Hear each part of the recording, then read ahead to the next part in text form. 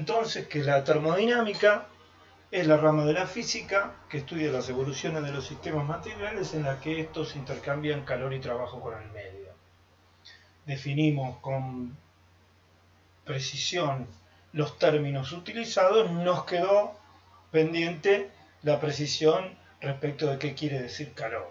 Y en el camino de definir calor dijimos que íbamos a definir temperatura, una variable de estado esencial para el estudio de los sistemas termodinámicos. Bien. Pero antes de entrar en el tema técnico específico, una consideración de carácter general. ¿Por qué la termodinámica elige este alcance y se ocupa de estos temas? La termodinámica es el sustento teórico del enorme trabajo de ingeniería desarrollado durante el siglo XIX para impulsar la revolución industrial.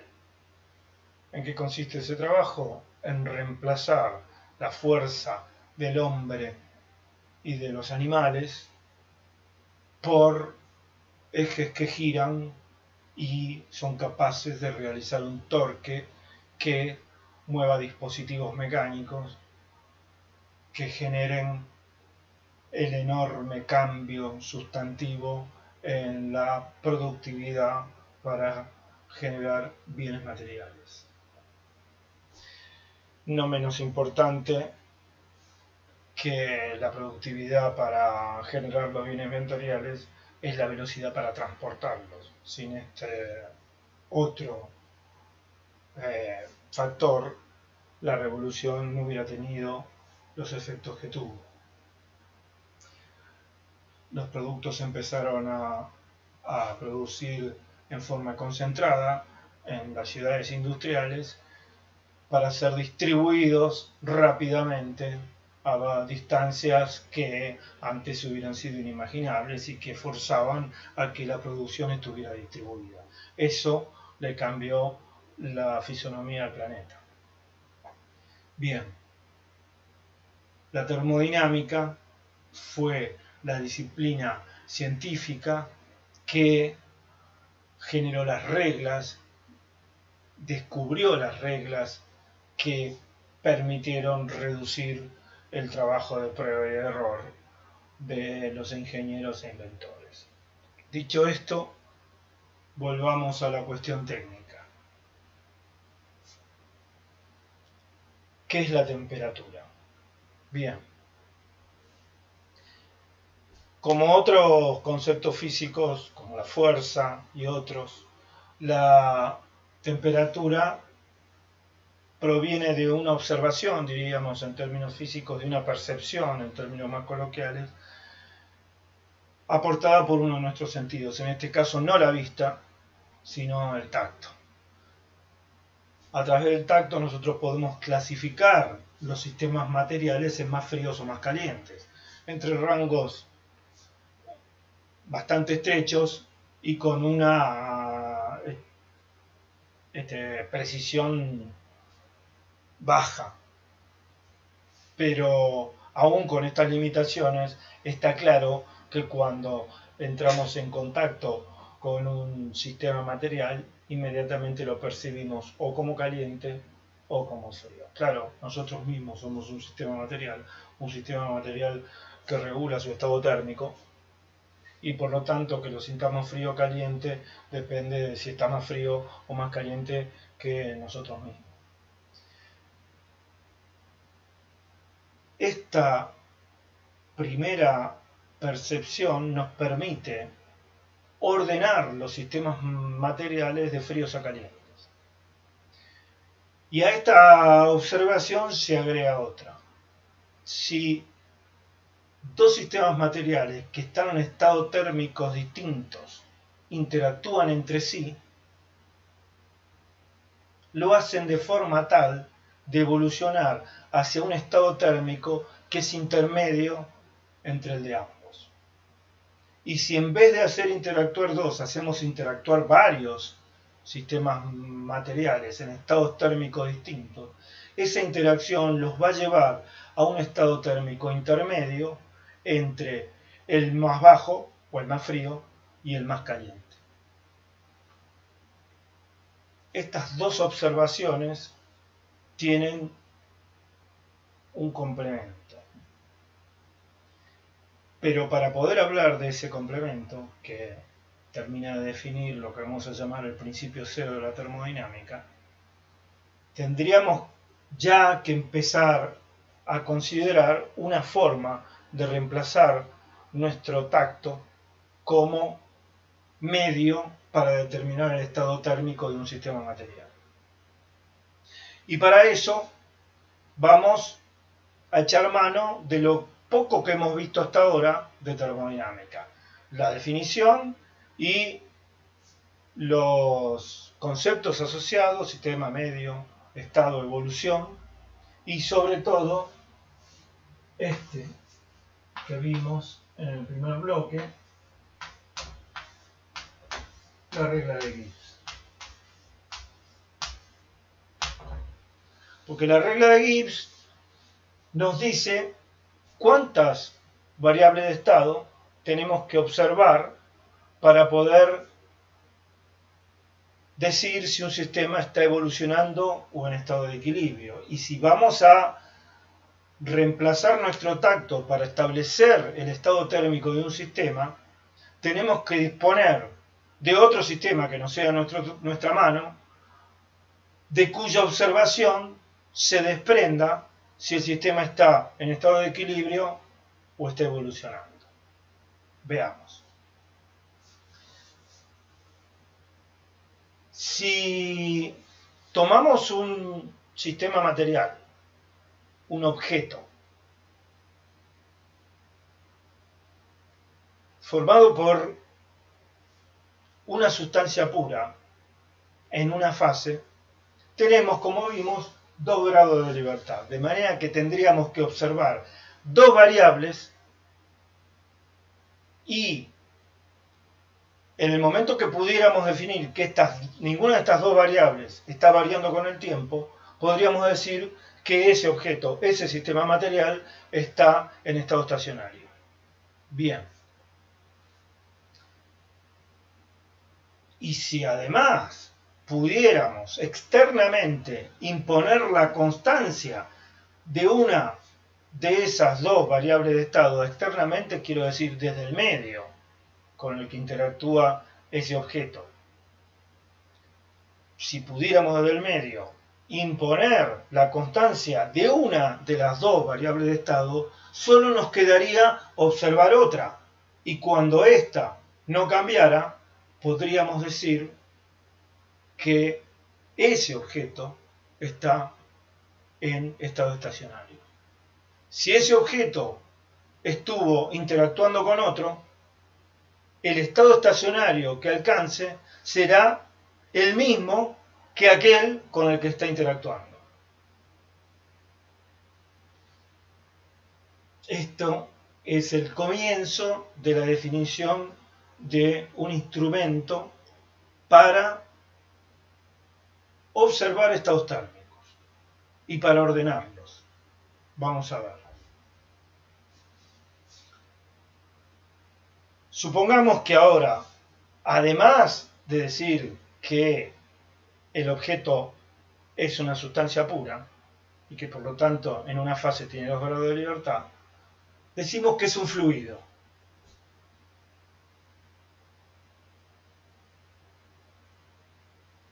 Si a un fluido le imponemos una presión constante desde el exterior, esa presión se traslada hacia adentro del fluido y se convierte en una variable intensiva que, si mantenemos constante desde afuera, se mantiene constante. Si ese fluido es un líquido, basta con dejar la superficie libre del líquido expuesta a una presión constante y el líquido estará a presión constante. No es muy difícil imaginarse cómo sostener una presión constante. La presión atmosférica oscila con periodos relativamente largos. Si nosotros lográramos experiencias que duren algunos minutos o aún algunas horas, no sería muy difícil mantener la presión constante a la que está sometido ese líquido que va a constituir nuestro sistema material a través del cual observaremos el estado térmico. Definida esta variable de estado como constante, tenemos que elegir otra para observar, para que cuando esta otra también sea constante podamos decir que el estado de nuestro objeto es estacionario. Bien. Todos sabemos que los estados térmicos, estoy evitando decir temperatura porque todavía no la hemos definido, los estados térmicos afectan el volumen que ocupan los sólidos y los líquidos, que tienen volumen propio. En general, el volumen que ocupa un líquido de masa constante aumenta cuando su estado térmico cambia hacia lo más caliente. Pero basta con decir que cambia. Por lo tanto, si cambia podemos observarlo. Cuando no cambie podemos decir que está en equilibrio.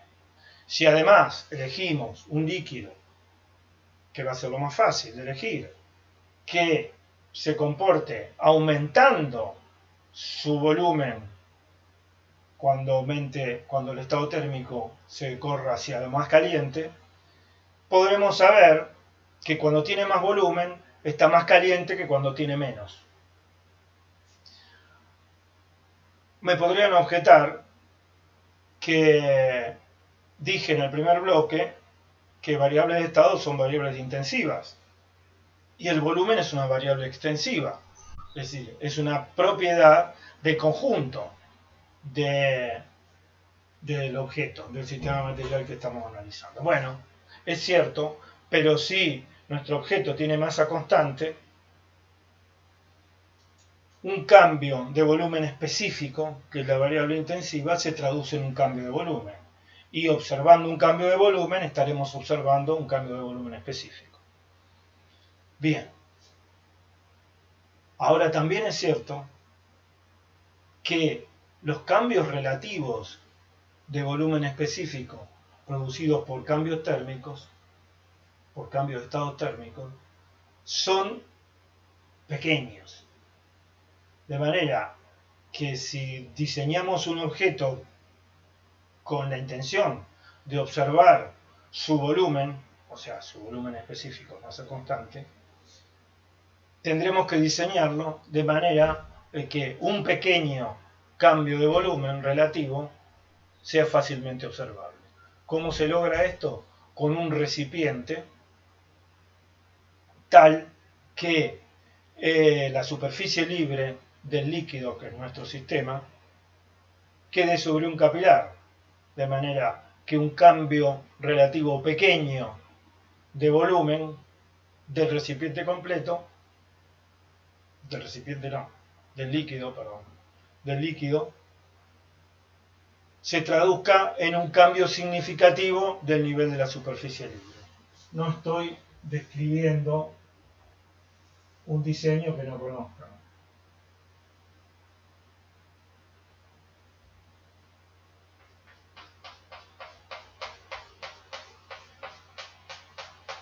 Esto es un líquido contenido en un recipiente.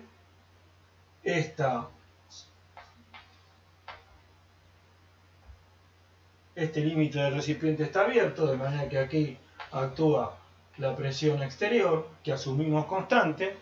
Este líquido es una sustancia pura, está en una sola fase, la presión se mantiene constante, es un componente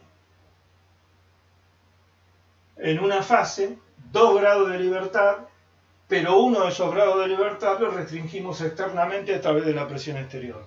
Cuando cambie el volumen de este líquido, sabremos que está cambiando su volumen específico, porque la masa es constante, y sabremos que está evolucionando. Cuando no cambie más el nivel de líquido, es que no cambiará más su volumen específico, tendrá dos variables de estado que no cambian en el tiempo, el objeto así diseñado estará en estado estacionario, en estado térmico estacionario. Así como está, este objeto lo podemos llamar termoscopio, no termómetro, porque no tiene una escala, pero sí termoscopio, porque nos permite identificar estados térmicos y ordenarlos de menor a mayor. Porque si sabemos que su comportamiento es convencional, el comportamiento del líquido me refiero, es decir, si su volumen específico aumenta cuando cambiamos de estados térmicos más fríos a más calientes, con este solo instrumento podemos ordenar estados térmicos de más frío a más caliente. Cuanto más alta sea la posición estacionaria en el termoscopio, más caliente será el estado térmico que estamos observando. Falta decir algo. Faltan decir un par de cosas. Primero, dijimos que cuando dos sistemas materiales interactuaban entre sí, alcanzaban un equilibrio que era intermedio entre los estados térmicos iniciales de uno y de otro. Esto no es distinto para nuestro termoscopio. Si lo ponemos en contacto con un sistema material cuyo estado térmico queremos definir, lo que ocurrirá cuando pongo el termoscopio en contacto con el sistema material es que alcancen un equilibrio intermedio entre ellos, entre los que tenían inicialmente. O sea, y esto no va a ser ni la primera ni la última vez que lo vean, el hecho de medir cambia aquello que estoy pretendiendo medir. Y no va a ser esta tampoco ni la primera ni la última vez que encontremos una forma de aproximarnos a la situación ideal de medir el estado inicial de aquello que queremos medir. ¿Cómo logramos eso? Haciendo que el recurso que usamos para medir interfiera de manera no significativa o altere de manera no significativa aquello que queremos medir. ¿Cómo lo logramos en este caso? Con una observación también empírica. El estado intermedio que alcanzan dos sistemas materiales puestos a interactuar entre sí se acerca más al de el sistema material que es más masivo. Es decir, si un objeto es mucho más pequeño, mucho menos masivo, no pequeño en tamaño, sino mucho menos masivo que otro, cuando interactúan térmicamente, el estado intermedio estacionario que alcanzan es más próximo al del sistema más masivo. Y podemos postular que si la masa de uno es insignificante respecto a la masa del otro, el estado estacionario que alcancen intermedio será prácticamente el del más masivo. Yo deliberadamente estoy hablando solo de la masa porque no podemos todavía incorporar otro aspecto que también tiene importancia. No solo la masa interviene también una forma de comportamiento que es inherente a la naturaleza del objeto material que estamos haciendo interactuar. Hay sistemas materiales, hay materiales que interactúan más rápidamente con otros y hay materiales, hay sistemas materiales que interactúan mucho más lentamente.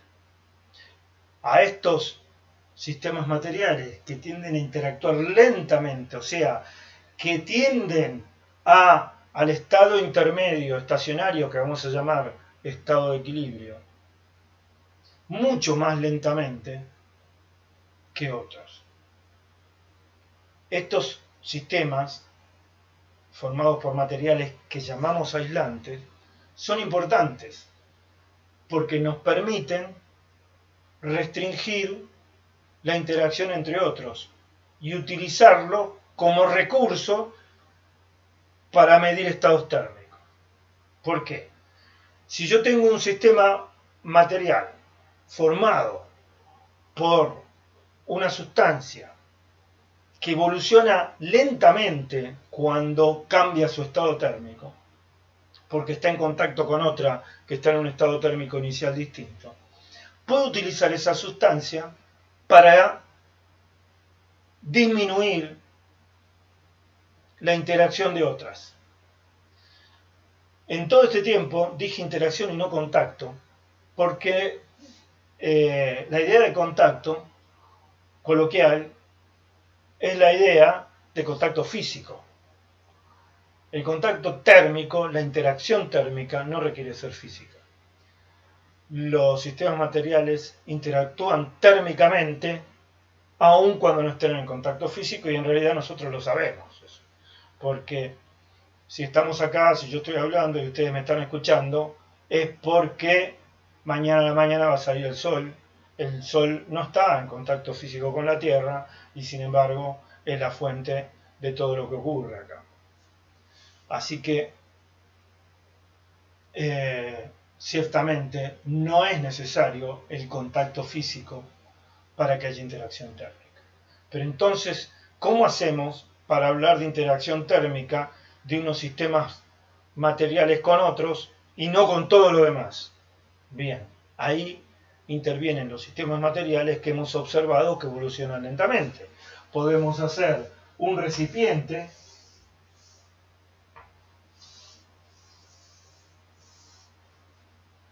con uno de estos materiales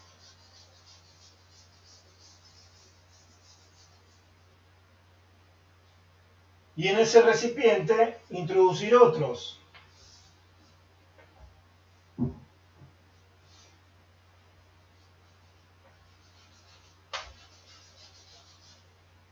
Este recipiente servirá para disminuir la interacción de estos dos con el medio exterior.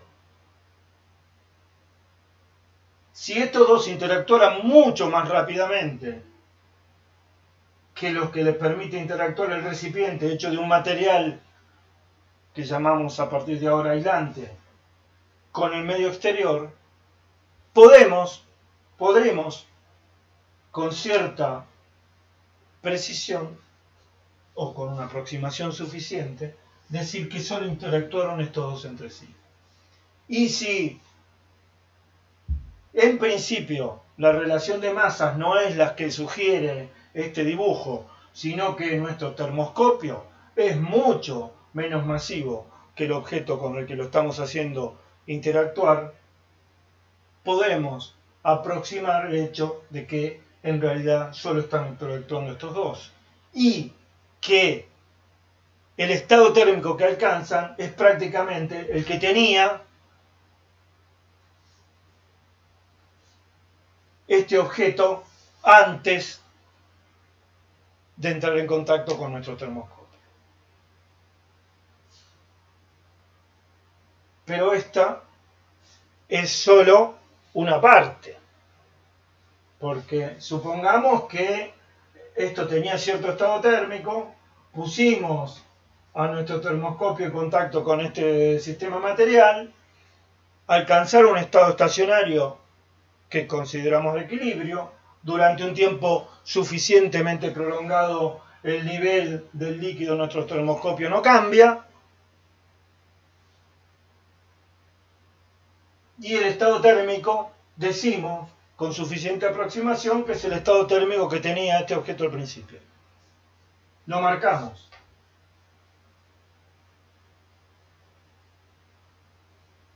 Ahora bien, ¿cómo podremos hacer para volver a obtener esta marca?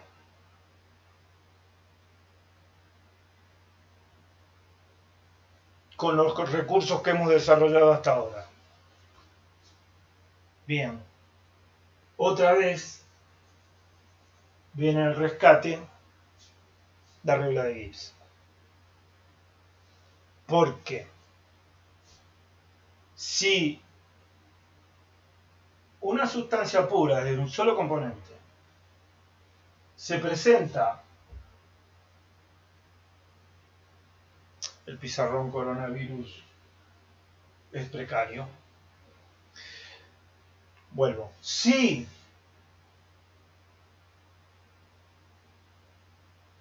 una sustancia pura se presenta un solo componente en dos fases,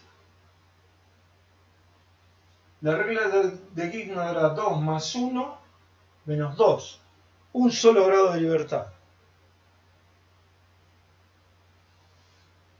Y si ese solo grado de libertad lo podemos restringir externamente de manera que una variable de estado permanezca constante, entonces todas las demás van a permanecer constantes. Es decir, si nosotros hacemos que una sustancia pura cambie de fase, pase de sólido a líquido, se funda, o de líquido a gas, entre en ebullición a presión constante, también lo hará en un estado térmico constante. Y si la sustancia es pura y es la misma sustancia, ese estado térmico, mientras tengamos la misma presión, será el mismo. Esto lo podemos verificar. ¿Cómo lo podemos verificar? Con el mismo termoscopio. Supongamos que ahora esto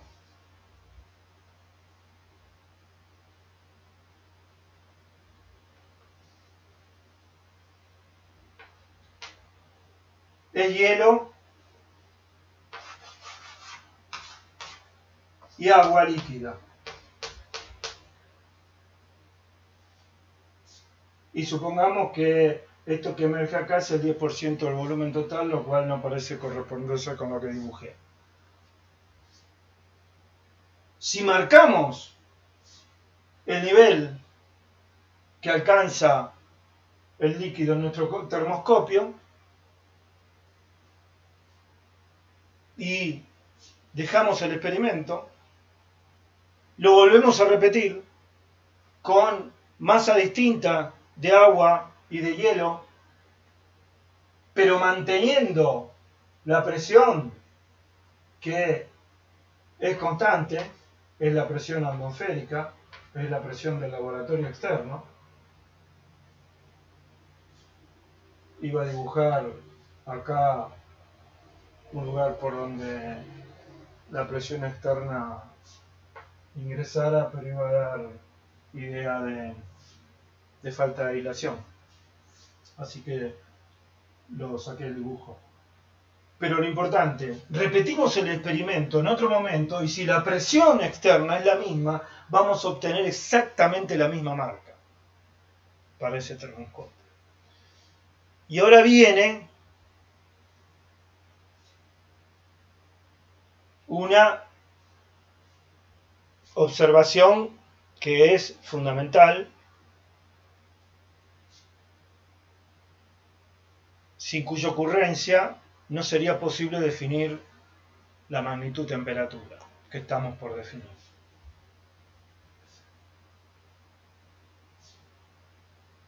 No solo la marca se repite, sino que si hacemos este experimento en dos recipientes distintos,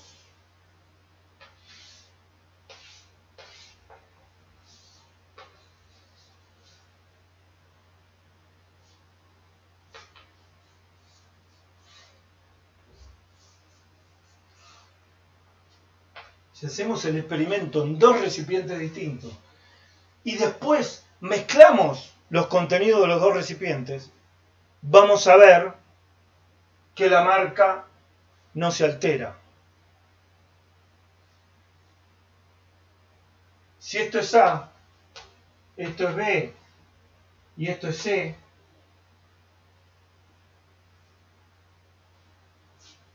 lo que estamos verificando con esta observación, que es generalizable a cualquier estado térmico, no solo el del agua en fusión, sino el de cualquier sustancia pura en cambio de fase. Si A tiene el mismo estado térmico que B y A tiene el mismo estado térmico que C, entonces B y C también tienen el mismo estado térmico. Es decir, la igualdad de estados térmicos existe y es de carácter transitivo. A esta observación, que le damos una validez general, la llamamos principio cero de la termodinámica. ¿Qué es un principio? Es un postulado cuya validez general se acepta sin demostración y que depende, por lo tanto, de la confirmación en cada experiencia y en cada consecuencia necesaria de ese principio. En termodinámica vamos a formular 3 principios contando el principio cero, los vamos a ver a lo largo del año, y vamos a ver, con muy poca evidencia empírica adicional, una cantidad de consecuencias necesarias